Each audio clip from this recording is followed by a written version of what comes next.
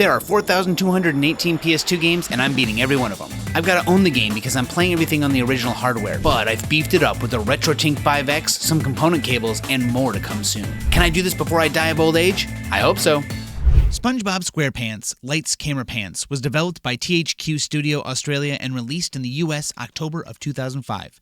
Featuring a brand new 30-minute movie shaped by the player, the game received decent review scores from IGN, Game Rankings, etc. However, the Metacritic score sits at a 59 out of 100, mostly due to shallow depth, boring dialogue, and unpolished minigames. Can I beat this minigame-focused SpongeBob game? SpongeBob Lights Camera Pants is essentially just a collection of minigames with a small story attached to a single-player mode that can be played co-op with other people to see who wins, on top of just the normal way to play these minigames, which is select one, have everyone play, and see who wins. The main story isn't really that interesting. I mean, it's kind of cool. The idea is that you are competing against everyone else, which there's only like 5 or 6 other characters, who are trying to become the villain in the new Mermaid Man and Barnacle Boy movie, which is kind of cool.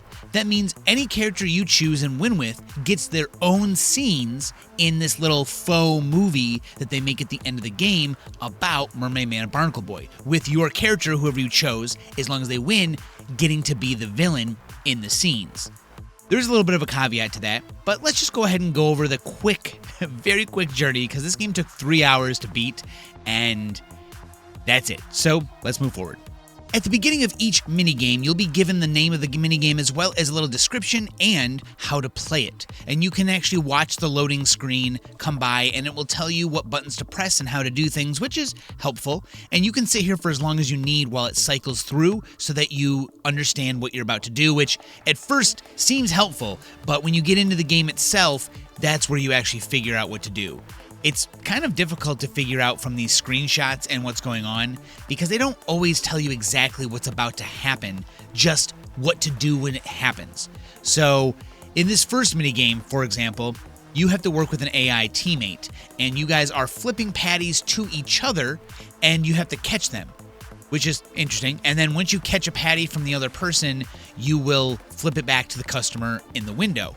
And obviously, the more patties you flip and catch, the more points you get.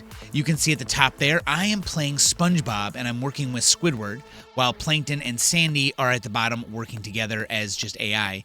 Now, like I said earlier, you can actually play through this entire story mission co-op, which means that one of you or your friends can win, and it's kind of neat, like everyone gets a chance to win, and there is a way to win, and you even get to see your character do the scenes in the movie, which is cool. So there's a little bit of a goal to also winning, not just saying I'm the best and I won and you didn't, but you also get to be the villain in the movie.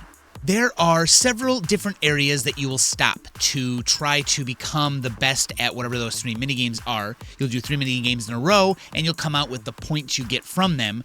Now, for some reason, you cannot end the minigame section with all 3 minigames until you get enough points the game is happy with. Once you're done, you have your audition scores, and it needs to be high enough. Otherwise, if you don't get enough points, you aren't going to win, and it will say you haven't reached enough points. Here you can see the line that you need to reach in popularity points. If you don't reach that line or above, you must go back and do the minigames over until you get enough points in those specific minigames, which is such a weird thing to do. It's not simply the fact you need to win, it's that you need to win with a certain amount of points. So you've got to learn how to play the minigame well, or you're not going to pass. During the cutscenes, I was surprised at how well the animations were for this hammerhead shark dude, and the TV people don't look very good. It's very basic with like 4 stills that they switch between for them to talk. But this shark is animated really well. His voice goes well with the character, and they just did a good job with it. Obviously, this is the one thing they really worked on for the story, which is fine, but you can tell that the budget for this was kind of low. So those little cutscenes are pretty cool with how they animated them. And later you get to see more cutscenes with the characters actually acting out in the movie. Although, like I said, there's a caveat to that. So here's another set of mini games that I'll be doing. This one is inflatable pants, where you have to fly through a section. It's almost like Flappy Birds or whatever that game is, where you have to press X to like fly higher and let go to go lower, and you must dodge different nets that are placed in your way, and you have to be first. And you also get points just for like being in first, like hitting the net first. So the idea is to always get through the net first so you get the most points because you need those popularity points. It does speed up. Every so often it'll speed up so that it's a little harder and things will be thrown at you, which is fine. It does look like it's a long way. If you look at the top of the screen, you can see the amount of things you need to do or the amount of time you need to do this. But once it speeds up, it moves much quicker. I didn't like this one because you are forced to work with an AI partner here. And the idea is that you need to complete the 4 different types of weight distribution at the top of the screen. So Squidward and I there are working on the double green ones. The problem is, for some reason, the only way if you are solo to do this is to follow the AI partner. They will begin picking up what you need, and then you must copy it. You can't just choose, oh, I'm going to do the red ones now. If he picks up the blue weight, you must grab the blue weight. It's so bizarre. But if you're working with an actual human, you guys can just choose together. Well, let's pick up the green one. You guys both go for a green one. But the AI, obviously, the only way for them to tell you is to just watch them walk over. Sometimes I pick it up too fast, and I notice, oh, actually, Squidward's going for the red one. Oh, crap. Now, it does highlight up there what one he's going for, I think. I'm not sure when it highlights it, but it's just like an odd thing. Here's one that was really fun. You blast each other with like these air horns as you're on these little unicycles. You've got to knock each other off because you get points for ringing people out, and it's a lot of fun. You can just jam on the button and like fling yourself around, smacking into people, knocking them off. You got to be a little careful, but if you're doing it this fast and able to knock them off, you're going to get enough points, it doesn't matter. Here's a simple one. Repeat the patterns you see by pressing a couple buttons, and you do need to time them out well. Squilliam will select exactly who is supposed to do the repeated pattern that he does. And it's not always you. Obviously, there's 4 characters. But as it goes on, it gets faster and faster, and it's so fast, and he picks randomly between 1, 2, 3, or all of you to do it. You have to home in on your character so you can see the lights underneath your feet. Otherwise, you're going to miss the pattern. These minigames are okay. A lot of them are very, very simple. I mean, you know, this isn't something that's supposed to be hard or complex. You're all supposed to sit around and be able to do these things and see who wins. But with that being said, the minigames, honestly, are built in a weird way. The first thing is that there is just too much going on. You've got 4 characters with glowy things everywhere. There are moving objects all over the screen, and sometimes the amount of stuff happening is so much of an overload that you can't, for the first time you're playing, figure out what to fucking do. So there's a couple times where after about 30 seconds, I'm like, oh, I didn't understand what I was doing. So I restart. You can press start and just restart your audition at this very specific minigame as many times as you want, which is cool. But that's kind of annoying, right? Like, I couldn't figure out, no one in chat could figure out what was going on either. They're like, dude, there's just too much stimulation on the screen. What am I doing? What am I going for? What buttons do I press? Who knows? Okay, so let's talk quickly about the caveat of the actual movie that you're making. While you're playing the minigames and going through the little map, it's not just about getting the movie made, but instead, for some reason, in between each section of 3 minigames, when you go to start the next one, you will get a cutscene that is actually from the movie they're making. The problem is that it's only cutscenes with Mermaid Man and Barnacle Boy, or things not including the villain. Obviously, you haven't been chosen as the villain. No one's been chosen as the villain yet, so they can't show those scenes.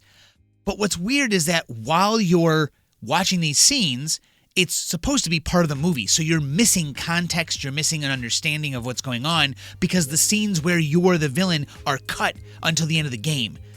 So you're watching these cutscenes going, oh, okay, I mean, I understand what they're doing. It's not like a hard thing to understand, but it's weird. And it plays these cutscenes every so often. And then at the very end of the game, you get a full uncut version with these cutscenes included again. So you'll be watching most of them twice. And so at the end of the game, I got very confused. I thought, I've already seen some of these cutscenes. And so I kept clicking through until I realized that they play the whole thing with your villain arc now inside of it so you can understand it. I don't understand why they showed the cutscenes in the first place. Like, they should have just put it all together at the end, because then it could have made more sense. I think it probably would have been easier for them. Don't forget, because you aren't the villain yet, they can't put your cutscenes in. So that means when your cutscenes come in, when you get to see who the villain is, it's all like these solo monologues with them just standing somewhere talking about what they did or what they're going to do, with very few scenes with your villain with the other characters, because they have to, it's a random character who will win. They don't know who's going to win. So if your character wins, they've got to have it ready for Patrick to be the villain.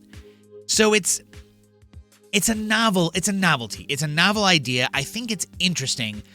But if the budget was bigger and they had a little bit more time, the mini games, while they could be fixed up and made a little bit better, made to work a little bit better, the cutscenes do annoy me. These cutscenes are fine. These ones are animated well. You get the context of what you're doing.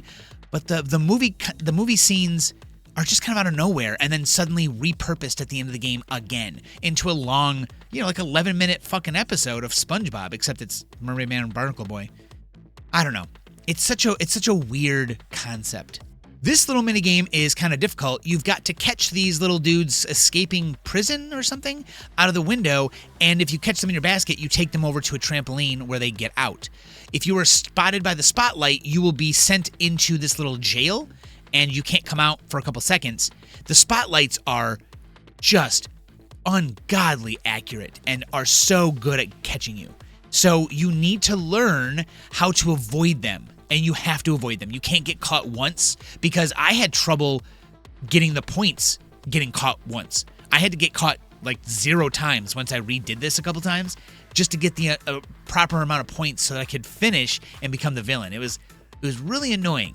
This one was also a little weird. Obviously, the AI can take the ball and like kick it around. And the way you make goals is weird. It's easy to understand what it takes to make a goal. Obviously, everyone is an AI player, and the goalies are always AI. It's never an actual player. So you need to like go directly at the person while you're dribbling this ball. You need to go directly at them, and at the last second, right before you kick the ball in, you need to just angle real quick and then shoot. Like just a quick left or right angle and then fire it, and for some reason it usually gets past them. And this needs to also, you need to do this well. You need to get a lot of goals, otherwise you're not going to get the points. You can also kind of force the AI player, if you stay in the right spots, to go into their own goal or intercept it and put it right in the goal for you. It's ridiculous. These mini games are wild.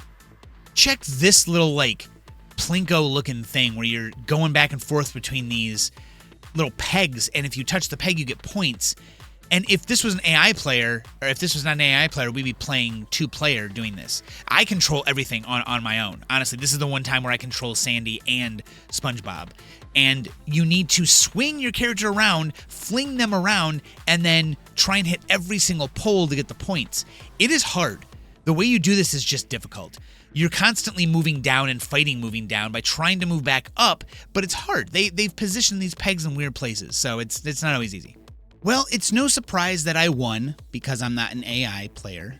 But at the end of the game here, we see some repeat cutscenes with Mermaid Man and Barnacle Boy with my villain arc tacked on. Here you can see I'm, on a police bike and pretending to be a police officer, and they drive away. Well, in the actual beginning cutscene where you see this the first time, I'm just not there. That's it. I mean, it wasn't like there was anything special done. They just added my character in at the very end. I mean, it's fine. It's a fine game. Honestly, I'm giving it a D.